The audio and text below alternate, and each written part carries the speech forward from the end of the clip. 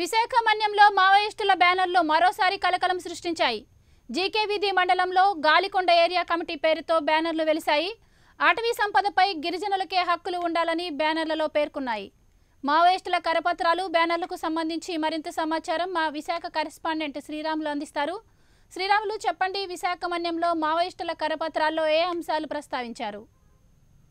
గోవర్ధన్, విశాఖ జిల్లాలో మరోసారి మావోయిస్టులు ఎదుజల్లిన కరపత్రాలతో కలకలం రేగిందని చెప్పుకోవచ్చు. ముఖ్యంగా చూసుకుంటే ఆపరేషన్ గ్రీన్ హంట్ అనే పేరుతో ఈ మావోయిస్టులు ఒక డ్రైవ్ మొదలెట్టారు. అయితే దీని ముఖ్య ఉద్దేశం ఏంటంటే ఏజెన్సీలోని తాలూకా సంపద అంతా కూడా ఆదివాసులకే చెందుతుంది. ఆ అడవి ప్రాంతం అంతా కూడా ఆదివాసుల హక్కు కాబట్టి కంపల్సరిగా ఆ హక్కుని ఆదివాసులు కల్పించాలి. అదేవిధంగా అక్రమంగా ఆదివాసుల్ని దాడులు చేస్తున్న పోలీసులను వెంటనే ఏజెన్సీ ప్రాంతం నుంచి మన్యంలో నుండి తరిమి కొట్టాలని కూడా ఈ ముఖ్య ఉద్దేశంగా వీళ్ళు నినాదాలు చేస్తున్నారు. అయితే ముఖ్యంగా చూసుకుంటే గత కొన్ని రోజుల నుంచి మావోయిస్టులకి ఎదురు దెబ్బ తగిలిందని చెప్పుకోవచ్చు. మొదటి ఛత్తీస్గఢ్ లో అవని, ఆంధ్ర వర్ష బోర్డర్ లో అవని పోలీసులకి మావోయిస్టుల మధ్య ఎదురు కాల్పుల్లో మాత్రం చాలా మంది కీలక నాయకులు, మావోయిస్టుల నాయకులు మృతి చెందినట్లుగా మనకు తెలుస్తుంది. అయితే ఈ నేపథ్యంలో మావోయిస్టులు ఉనికిని చాటుకోవడానికి చాలా ప్రయత్నాలు నిర్వహిస్తున్నారు. అయితే అందులో భాగంగానే గత 2 రోజుల ముందు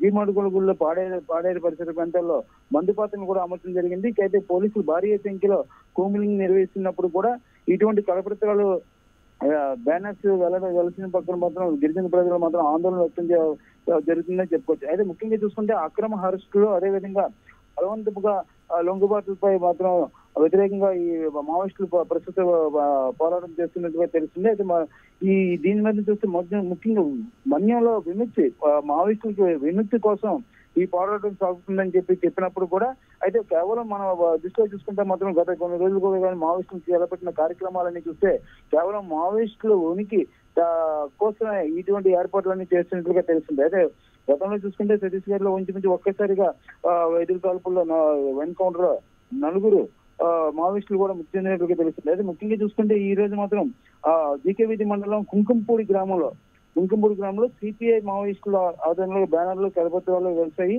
అయితే ఈ కుంకంపూడి గ్రామం మాత్రం పూర్తిగా ఒక విధంగా చెప్పాలంటే మావోయిస్టులకి పెట్టిన కోటగా కూడా చెప్పుకోవచ్చు. గతంలో చూస్తున్న బాంబ్రిజ్ అనే మావోయిస్టులని ఎన్కౌంటర్ లో పోలీసులు హతమార్చడం జరిగింది. ఆ నేపథ్యంలో అప్పటి నుంచి కూడా అక్కడ మావోయిస్టుల కార్యకలాపాలు గుట్టుగా సాగుతున్నాయని చెప్పుకోవచ్చు. అయితే ఈ దిశగా చూసుకుంటే ఈ రోజు 2 రోజుల నుంచి ఈ బ్యానర్స్ కలకాలం మాత్రం విశాఖ ఏజెన్సీలోని మాత్రం ఒక విధంగా చెప్పాలనుకుంటే అలజడి రేగిందని చెప్పుకోవచ్చు. అయితే దీంతో పోలీసులు మాత్రం అప్రమత్తం అయ్యారని చెప్పుకోవచ్చు.